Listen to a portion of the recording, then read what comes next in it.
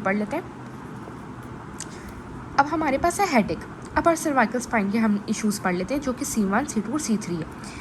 वो कहता है कि इसमें जो सबसे पहले हमारे पास है हेडेक, डिजीनेस, नोजिया, ठीक है।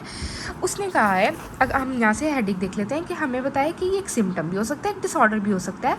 और इंटरनेशनल हेडेक सोसाइटी ने इसको 2 टाइप्स में डिवाइड किया है, प्राइमरी जहाँ पे कोई कॉजेटिव फैक्टर नहीं है, और सेकेंडरी जहाँ पे हेड किसी भी और दूसरी चीज़ के रिलेशन के साथ अकर कर रही है। जैसे कि हमारे पास सर्वाइकोजेनिक हेडेक है, ये एक सेकेंडरी हेडेक है और ये कैसे राइट करती है सर्वाइकल स्पाइन के डिसऑर्डर की वजह से, जैसे C1, C2 में रोटेशन वगैरह। इसके अंदर पहले क्या होता है कि हमारे पास कन्वर्जेंस हो जाती है, मतलब मिक्सिंग हो जाती है एफरेंट इनपुट की, जो कि अपर 3 सर्वाइकल सेगमेंट्स के साथ आ रही होती है, जैसे C1, C2 और C3 से जो हमारे पास एफरेंट इनपुट आ रही होती है वो मिक्स कर जाती है हमारे पास ट्राइजेमिनल नर्व के ऊपर, जो ट्राइजेमिनल नर्व ने जो ट्राइजेमिनो सर्वाइकल न्यूक्लियस ने जो इन्फॉर्मेशन ऊपर लेके जानी है, ये दोनों इन्फॉर्मेशन मिक्स हो जाती हैं, ठीक है।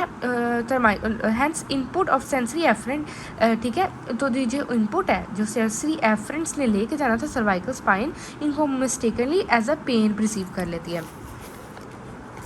अच्छा, उसके बाद हमारे पास जो हेडेक है ना, अपर सर्वाइकल स्पाइन के अंदर हमेशा हमने चेक करना है कि कहीं ये तो हेडेक की रीज़न नहीं है, ठीक है। हम लोग बहुत से लोगों के अंदर लॉस ऑफ C1 और C2 होता है, हेडेक की कॉज होती है। और अच्छा, इसको हम डिफरेंट ट्रीटमेंट लगाकर ट्रीट कर सकते हैं, ठीक है। स्पेशल टेस्ट कर सकते हैं, ट्रीटमेंट, ठीक है, और मोबिलाइजेशन विद मूवमेंट कर सकते हैं। तो ये बहुत इंपॉर्टेंट है और ये डायग्नोसिस करने के लिए बहुत हेल्प करता है। हमारे पास 3 मेजर टेक्निक्स है जिससे हमें स्पाइन अपर सर्वाइकल स्पाइन की ट्रीटमेंट कर सकते हैं। जो सबसे पहले है वो हमारे पास नैग मोबिलाइजेशन है, ये हम लोगों ने पढ़ी है। इसके अंदर हम लोगों ने क्या करना होता है कि 2 वर्टिब्रे के अंदर मूवमेंट करवानी होती है, और जो हमारा नीचे वाला सेगमेंट होता है, जो लोअर सेगमेंट है, वो मूव कर रहा होता है, ऊपर वाला स्टेशनरी रहता है। और हम वेंट्रल मतलब आगे की पीछे से आगे की डायरेक्शन में वेंट्रली हम लोग सस्टेन ग्लाइड देते हैं, ठीक है।